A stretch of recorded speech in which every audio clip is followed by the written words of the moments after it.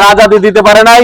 আমরা মনে করি আল্লাহর দেখানো পথ এবং পদ্ধতি অনুযায়ী যদি আমরা চলি, যে কালেমা আমরা বিশ্বাস করছি, এই কালেমা অনুযায়ী যদি রাষ্ট্র আমাদেরকে স্বীকৃতি দেয়, এর ভিত্তিতেই দেশের শান্তি সমৃদ্ধি, দেশের জনগণের উন্নতি কল্যাণ সম্ভব। ভাইয়েরা, আমরা কি যে কালেমায় বিশ্বাস করি, এই কালেমা অনুযায়ী দেশ রাষ্ট্র চলুক, এটাকে আপনারা চান কিনা? যদি আপনারা চান, তাহলে আমরা গোলামি থেকে মুক্ত হতে পারবো। রাজনীতিবিদরা আমাদের তাদের গোলাম বানিয়ে রেখেছে, এই কারণে গোলামি বানিয়ে রেখেছে। রাস্তা পাকা হয়ে গেলে, জিনিসপত্রের দাম বেড়ে গেলে আমরা তো তাদের পিছনে যাব না।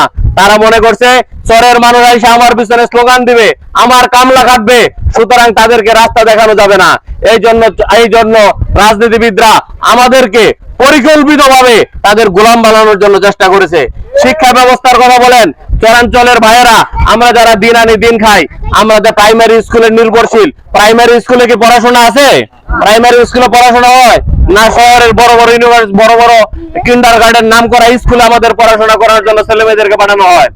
যে রাষ্ট্রকে আমরা ব্যাড ট্যাক্স দিলাম, রাষ্ট্র আমাদের কাছ থেকে ব্যাড ট্যাক্স দিয়ে যে সরকার পরিচালিত হলো, সকল মন্ত্রণালয়ের মাধ্যমে দেশের জনগণের উপকার করার জন্য যে বরাদ্দ ছিল, কেউ কি বাবারা, তাছাড়া এখানে যারা আছেন মুরব্বীরা বলতে পারবেন, সদর 4 আসনে 53-54 বছরে কোন এমপি আমাদেরকে বলছে এই আসনে এই টাকা বরাদ্দ? এটা কি বলছে কোন এমপি মন্ত্রী আমাদেরকে? আমাদেরকে বলা হয়েছে কোন মন্ত্রী এসে বলছে বাবারা এই মন্ত্রণালয়ে এই বরাদ্দ, সদর 4 আসনের জন্য এই বরাদ্দ? তারা কি কেউ বলছে আমাদেরকে? আমাদের তারা কেউ বলে নাই। আমরা যাদেরকে কাছাকাছি থেকে চেয়ারম্যান বানাইলাম, কোন চেয়ারম্যান কি বলছে যে বাবারা এইবার এই সদরের 4 আসনের আমরা কুষ্টিয়া ইউনিয়নের এই বরাদ্দ পাইছি, এটা নিয়ে আপনারা আপনাদের রাস্তাঘাট গুলো ভালো করেন, মসজিদ মাদ্রাসা গুলো ভালো করেন, স্কুল কলেজ গুলো ভালো করেন, অবকাঠামো উন্নয়ন করেন, বেকারত্ব দূর করার জন্য কাজ করেন, শিল্প কলকারখানা তৈরি করার জন্য এই টাকা বরাদ্দ দেওয়া হয়েছে? কোন চেয়ারম্যান কি আমাদেরকে এটা বলছে? আমাদের ঘরের কাছের মেম্বার, সেও কি আমাদেরকে বলছে? যার জন্য এত কিছু করি, মেম্বার বানায় রাত দিন, তার জন্য পরিশ্রম করি, মেম্বার হওয়ার পরে কোন মেম্বার আমাদেরকে নিয়ে কি কোনো বৈঠক করছে? বাবা, চাচা, খালু, মামা, নানি, আপনারা আসেন, আমি এই টাকা বরাদ্দ পাইছি, কেমনে কি করবেন, এটা কি কোনো মেম্বার আমাদের সাথে পরামর্শ করছে? তাইলে আমরা আপনাদের কাছে বলতে চাই, এই পরামর্শ না করার কারণ কি? এটাকে আপনাদেরকে আরো ভাঙিয়ে বলা দরকার আছে। সবাইকে আমরা জানি না কি কারণে বললো না। আমাদের কাছে স্পষ্ট কথা, জামাত ইসলাম যদি ক্ষমতায় যায়, তাহলে জামাত ইসলামী এই জনগণের ব্যাড ট্যাক্সের টাকা যা আসবে সদর 4 আসনে, এটা আমরা মসজিদের মহল্লার মাইকে ঘোষণা করে দেবো ইনশাআল্লাহ। এখানে কোনো চুর, বদমাশ, বাটপার, দালালদের কোনো ঠাঁই থাকবে না ইনশাআল্লাহ। রাজনীতিবিদরা রাজনীতি করতে আসেন, গোলামি করার সুযোগ নাই। মানুষের গোলামি আপনাকে করতে হবে, মানুষের সেবা আপনাকে করতে হবে। আমাদের মুজাহিদ বললো যে 17 বছরে কোনো এমপি আসে নাই, তারা তো আমাদের ভোটও চায় নাই, তাদেরকে আমরা ভোটও দেই নাই, বিনা ভোটের এমপি হয়েছে। তারা মানুষের কাছে কি কারণে আসবে? যার জন্য তারা আমাদের কাছে আসে নাই, আমাদের দুঃখ বুঝে নাই, আমাদের মসজিদে কোনোদিন নামাজ পড়ে নাই। পড়লে তারা বুঝতো কারেন্ট ছাড়া নামাজ পড়লে কিরকম লাগে, কয়টা ফ্যান আছে, কি অবস্থা। রাষ্ট্রের কি দায়িত্ব ছিল না? প্রত্যেক মসজিদ মাদ্রাসার জন্য বরাদ্দ ছিল না? ধর্ম মন্ত্রণালয়ের যে বরাদ্দ, ওই বরাদ্দ যায় কোথায়? সম্মানিত ভাইয়েরা, এই টাকা পয়সা গুলা তছরূপ করা হয়েছে বিভিন্ন সময়ে।